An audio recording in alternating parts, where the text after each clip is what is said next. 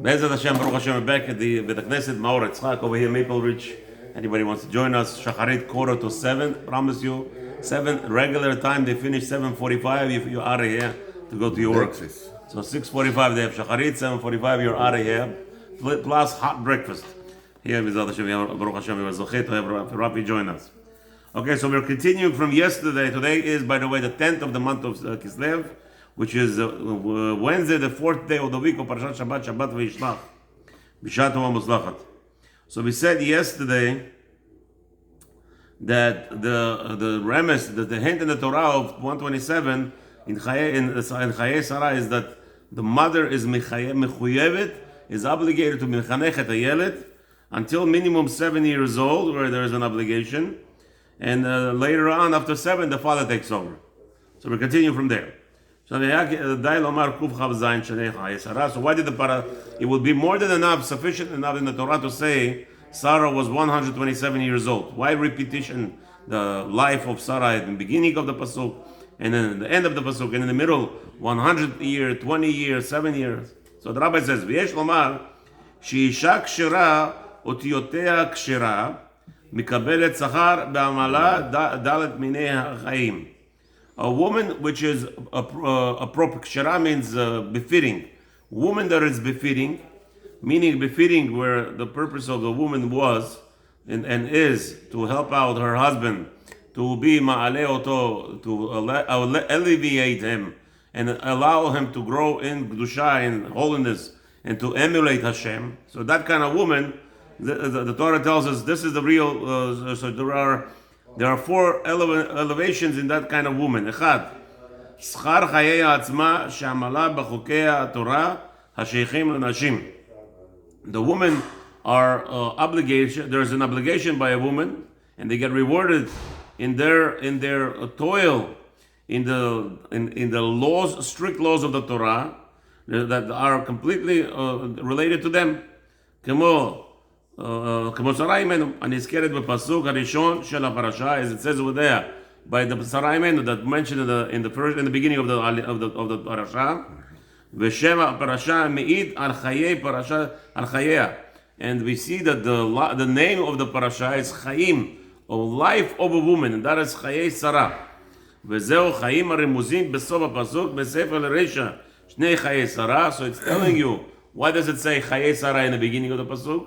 And telling you the end of Chaye Sarah in the pasuk to hint to you that the woman's tafkid is to be that of the ashtama, to help out her husband to reach that goal. And and Sarah, the Torah is testifying on her that she has accomplished that goal, which is from the beginning of her life till the end of her life. She was there to fulfill her task. Again, now before marriage, what does a woman do? What is the obligation of a woman before marriage? Obviously, it's all about the tzniut, all about fulfilling the chas v'shalom. Don't talk to men. The people friendly, or chas v'shalom flirting, chas v'shalom. There is no reason for any of that. There is no woman ever should be talking to a man ever. We're talking about the Chachamim where the Gemara is there was a story. A Rav, he came and he wanted to buy something. One of the Rabbanim, the Amoraim.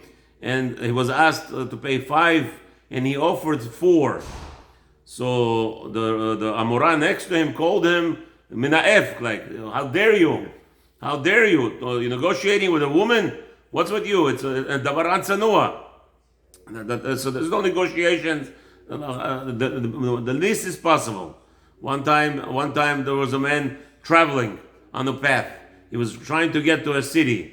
And he saw a lady on the street or so, and he asks her, "How do I get to that city?" And she looked at him and she says, "How dare you? How dare you talk to me? What are you wasting so many words to talk to a woman?" And he was perplexed. So the next rabbi said to him, "Mister, she's right. You going to Florida? You don't say, 'How do I get to Florida?' You don't say, 'How do I get to a destination?' You come by to a woman, you have no choice. Just Florida. Florida. With one word, you already could ask a question. How do I get to Florida? That's how meticulous the Chachamim Vazal were to refrain from talking to a woman. But now, So what's the woman's obligation? What's her fault? Men talk to her. Today, a lot of girls, you ask, I go and I give speeches about tzniut. So the women say, why it's our fault that the men looking? What do you mean, what if it's my man, it's someone looking? It's your obligation to make sure they don't look at you. There is no such a thing. The man looking, it's their fault. The man coming and talk to me, it's their fault. No, it's your obligation. That's what the rabbi says over here. Chayei Sarah from the beginning of her ma'ud, from the moment that she recognizes what she is, a child, a woman, a girl should know that there is no talking to boys. Even if they're trying to talk to you and they're asking you a question, one answer, one word, as short as possible. Mamash, I was zocheh to be, Baruch Hashem, I was Menahel Kaspi, I was administrator of many girls' schools, and Baruch Hashem, I learned it from my Rabbanim over there, but one time I was zocheh to have a secretary, I hired a secretary from a Talmid Chacham's daughter. Mazeh, not one extra word, nothing, there's no talking. Bli Ayin Hara, she did her job A to Z, no friendliness, there's no need for all that. There is no need to, and chas v'shalom, a woman that works in the office, and people call her by her first name, Rahman al-Islam. Rahman al-Islam, I always ask my wife, do me a favor. In my office, I had over 170 employees. To call a woman by her first name, chas v'shalom, Mrs. So-and-so, Mrs. So-and-so. And whose responsibility? It's the woman's responsibility. If you don't tell the man how to call me, or you tell him to address you by a first name, what is she, your girlfriend? What is she, your sister? Your wife? What does that mean? Chaya, I need your help. Mazeh? Tzniut. What is tzniut? The last name, that's the most tzniut. How you allow men to approach you, that's what it is, and that's an obligation of a woman. The man, Rahman al-Islam, the Dimyonot, men have a lot of thoughts in their mind. But it's a woman's responsibility how men address her, and she'll be refraining, and this is what Chayei Sarah represents. Number 2, שכר חיים של בעלה אכל מניסיוניה איתו עד סוף ימיו שיסייע בידו בעבודת השם. The woman's job, number 2, and that's where she prays that, is what she accomplishes with her husband. והייתה לו זכה לעזר. We have to understand that the task, and that's what I do, and it's a father's. We as fathers who have daughters are obligated to brainwash our daughters constantly. And I say that word brainwash. Why? Because everything we say outside is brainwashed. The women outside are brainwashed today not to take counsel from the man, even though HaShem says, go, take constant counsel. As the Gemara says, Ezu isha kshira. What is appropriate woman? We teach our daughters how to take counsel from your husband. The Gemara says, Ezu isha kshira aosa retzon bala. A woman who constantly does what her husband wants. What does that mean, the Gemara says? What does that mean? So the Gemara explains.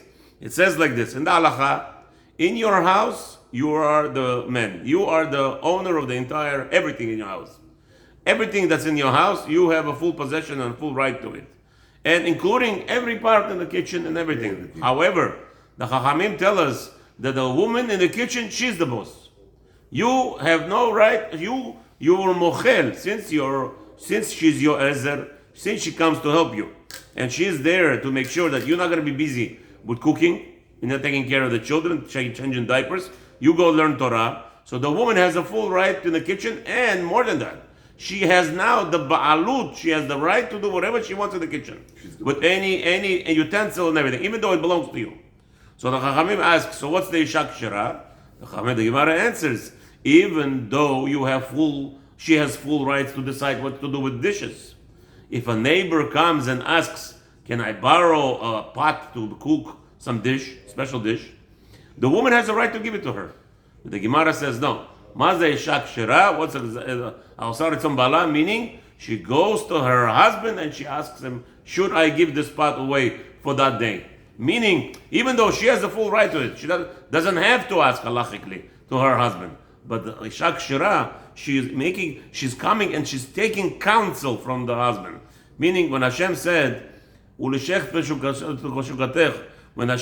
Chava, I know for some reason, somehow, somewhere, it became curses. It became like a punishment to Chava. Chas v'shalom. Chava was actually telling to Hashem, I will not be able to fulfill this world. I will not be live and to fulfill your mitzvot. It's so hard. I will not be able to force the men to do things. Look, I had one thing till nightfall, till Shkiyah, we couldn't keep away from Avira. Chava says, kill me, Hashem. I don't want to live. I won't be able to. The temptation is too hard. But Hashem says, no, I will help you how to control your temptation. What? That you will not destroy the world. You will be connected to your husband. Connect yourself to the husband. And it doesn't say nowhere in the Torah that the husband should be Moshel his wife. Nowhere. Right? So what does that mean? Many people take a translation of Mishila as a ruler, as a kingdom. No, yeah, it is connected to the kingdom, but in the opposite way. If you take a look in the whole world, in the whole history, there are a lot of people who try to become kings. And prominently, many generals of the armies, they get too haughty, and they want to kill the king. And we know that every kingdom that was taken over by a general didn't last much. Why? Because general does not have something. What is that? A power of rulership. There is a power of politics. He knows how to connect between people. That's a real king. So what happened? But in reality, who is better, smarter, a locksmith or a king? For sure, a locksmith is much better than a king. Why? He could create you a lock. A king doesn't know from left to right. So how come the locksmith doesn't want to become a king? Because again, that's what a ruler should. That's the power of the king. He knows how to make peace between all the subjects in the kingdom. He knows how to guide them properly, and the kingdom grows, prospers. A general who is all about power, he doesn't know how to do that. He thinks everything has to be done by the edge of a sword. So that's why the kingdom gets destroyed. But the Torah says to the Chava, Hashem says, tell your husband, let him be Moshel over you. What is Moshel over you? To counsel you. That's Ishat Shara. Please leave the lights on upstairs. That's the Ishat Shara. What's Ishat Shara? That she always counsels with her husband. And that's what number 2 here, the rabbi says, be very careful to Sarah. And that's a praise of a woman, that she's there to help to elevate her husband. And that's the tafkid of every woman. And this we're going to end for today. And B'ezrat Hashem tomorrow we'll continue with Yada Dishmaya. Right after this, we're going to go into Halakha, Halachot Shabbat. Baruch Adonai L'olam, Amen, Amen.